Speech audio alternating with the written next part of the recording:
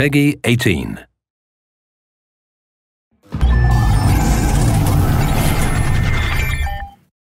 Hello everyone, I'm Colin Graham. I'm the animation director on Watch Dogs, and today I'm excited to present to you a vertical slice of the Watch Dogs free roaming experience.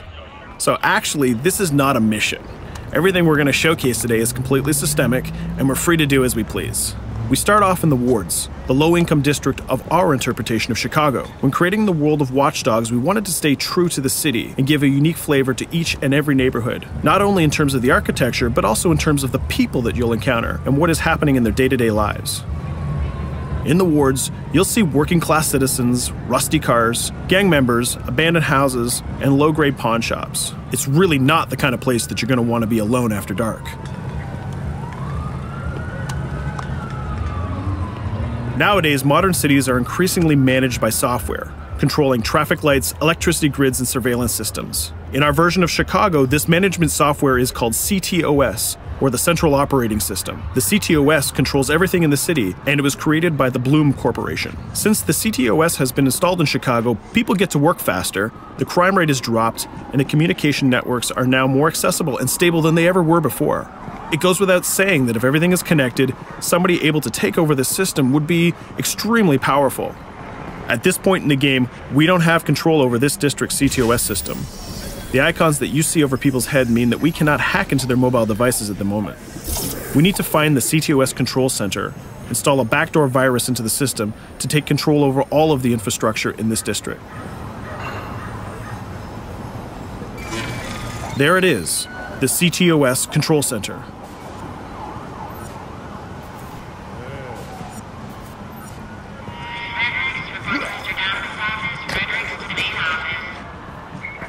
Watch it. You're walking someplace you got no business. It's heavily guarded. Let's see if we can find the server access codes from a distance. With cameras, we can explore restricted areas without being spotted, tag different guards, and access details on their lives. What the hell is she doing with that weasel motherfucker? It seems that Bloom employees all have a sort of shady past. There it is, the access code to the server room. Unfortunately, we can't access the server via the cameras. We need to sneak inside. One thing that was really important to us when we designed Watch Dogs was to fully support different player styles. Every situation in the game can be tackled the way the player sees fit. In this situation, we can go all out guns blazing, completely stealth without the guards ever seeing us, or we can hack from a distance without ever setting foot inside the restricted area. Let's hack this forklift. Aiden can use the environment to distract and lure guards. Pretty much anything you hack has multiple functions. So, for example, you could use this forklift to access the roof, or you could use it to create cover.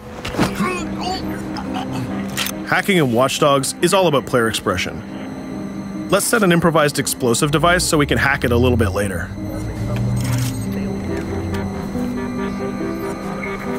You'll also notice Aiden's low-profile stance. This indicates when the guards are unaware of our presence. We'll try to reach the upper level of the building to see if we can gain a vantage point over our opponents. Everything in the environment can be hacked, so we're going to make some dynamic cover. That's how you spend a day off. Some quality meat. We'll use this forklift to lure the guard towards our IED that we set earlier. Let's see how this plan unfolds. You're working them on.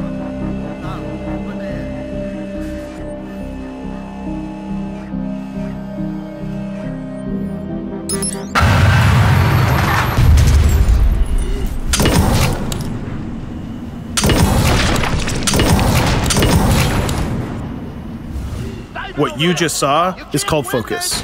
It represents Aiden's analysis capabilities and his quick reflexes. This gives the player more time to combine core game mechanics together, such as shooting, hacking, and driving, in order to handle more complicated situations.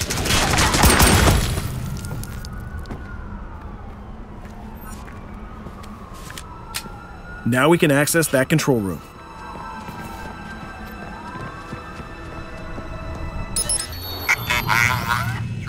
Drop 2, 5.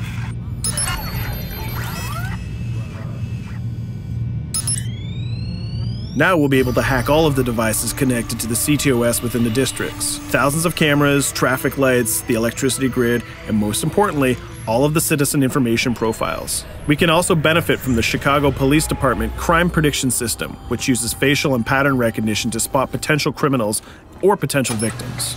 Since this is a pretty rough neighborhood, I'm pretty sure we're going to stumble on some suspected criminal activity pretty soon. And there it is. The system just pushed an alert of a potential crime.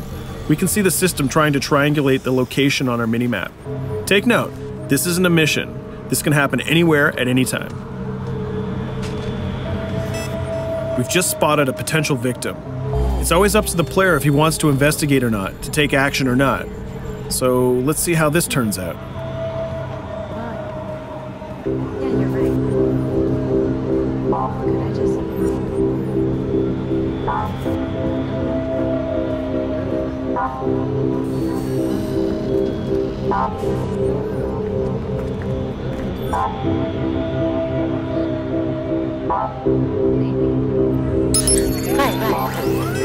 You think you're leaving me, huh? Jesus, I told you to stay away from me! You belong to me now, get it? You better leave or I'll call the cops! I'll fucking kill you, goddammit! Get off! Yo! That was close. Good thing that we intervened. We managed to prevent the crime, but we triggered a chase. From here, the criminal's behavior is unpredictable. He can try to get away, shoot back at us, surrender, or call for backup.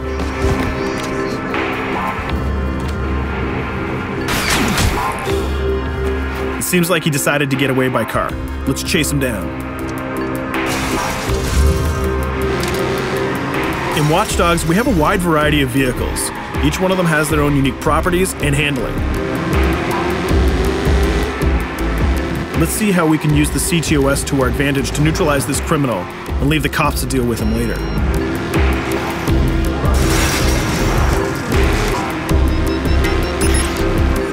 The chase stops right here. Using the blockers usually reserved for the cops during interventions, we managed to stop this criminal without killing him. This gives us a reputation bonus. This system is at the core of the Watch Dogs experience. Depending on how we handle different situations in the game, the media and the citizens will have a different perception of our hero, whether he is a true vigilante or a reckless criminal. This will have repercussions throughout the game. Now, let's head for the Loop, the historical district of Chicago, where you're going to find the most iconic buildings in the city.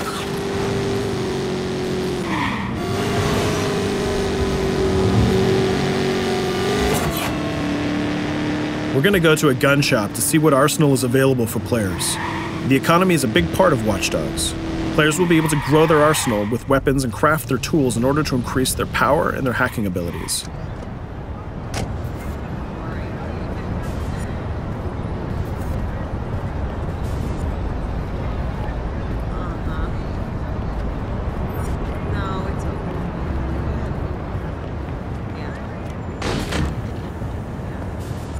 You will find all of the weapons that you would expect in a traditional shooter. Pistols, assault rifles, guns, sniper rifles, and grenade launchers, just to name a few. A lot of bullets were fired in our last encounter with the CTOS guards. Let's stock up on some more ammo. Finding everything.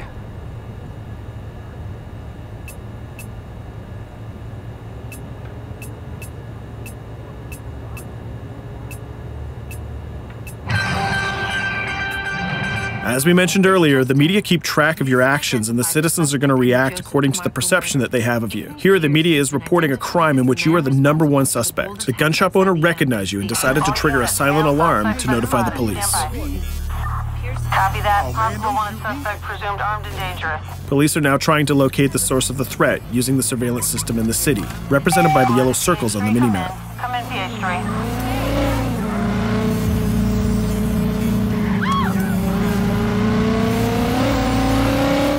Aiden is able to stall their efforts by hacking into their communication systems while avoiding the scanning areas.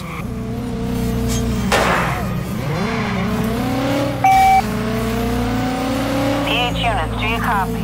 Repeat, squad to all PH units. Once they've lost our trail, we can go back to our activities.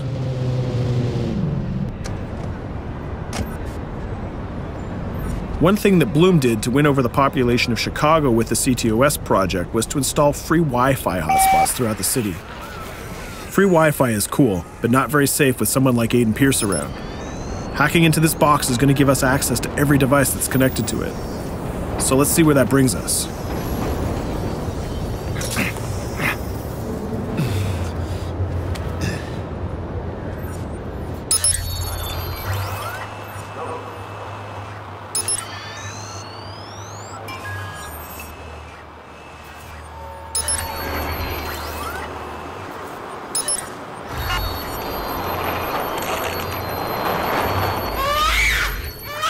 We just hacked into the webcam of a laptop. It seems that we're in the apartment of a mother and we can hear her baby crying in the background. Her bank information is in her mobile phone sitting right there on the table in front of us. It's totally up to the player whether we decide to steal it or not. Of course, this won't affect our reputation because nobody can witness this action. Just like in real life, nothing is totally black or white, but rather many shades of gray. This is exactly the situation where we want the player to question his own morality. Let's go withdraw that money. If you think that you're alone, think again. Aiden is not the only hacker in town. Someone's trying to install a backdoor virus on Aiden's phone in order to steal a portion of the information that he's gathered through the game so far. First, we're gonna have to reach the area where the signal is coming from.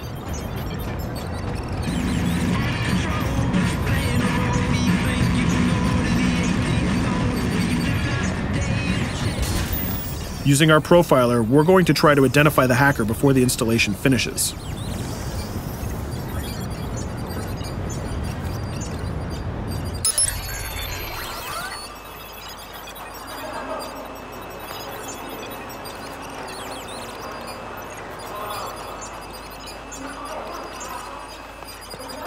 There he is.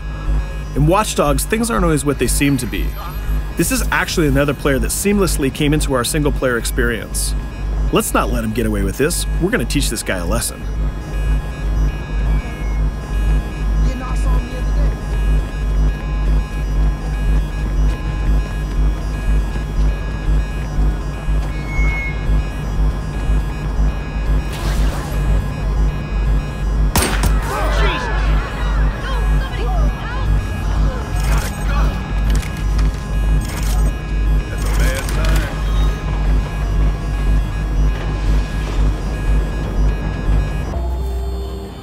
We stopped the hack, but the hacker managed to get away. I don't know about you, but we can't let this pass by. We need to retaliate. Using the grid, let's see if we can find that second player. There he is. Let's enter his game seamlessly.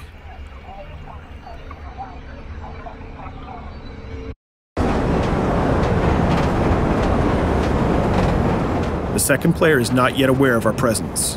If we act carefully, he might think that we're one of the many NPCs in the city.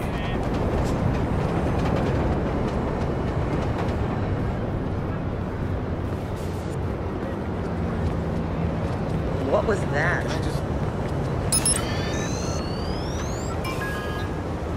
So let's find a place to hide and start hacking. What's going on?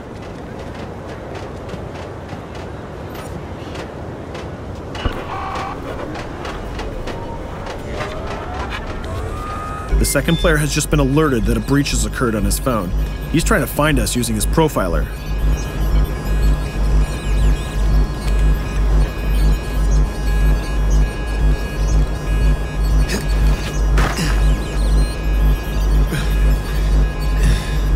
He's dangerously close. Let's hide in the car. We're spotted. Let's get out of there.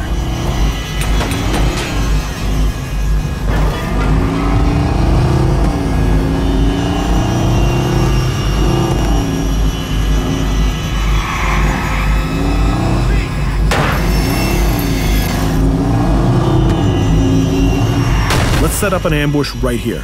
By dragging the other player back here into the alley, we make sure that no civilians get hurt during the firefight. We didn't succeed in hacking the second player, but we did get a little bit of revenge. So that's what we have time for today. We hope you enjoyed our quick gameplay session. Stay tuned for more about Watch Dogs.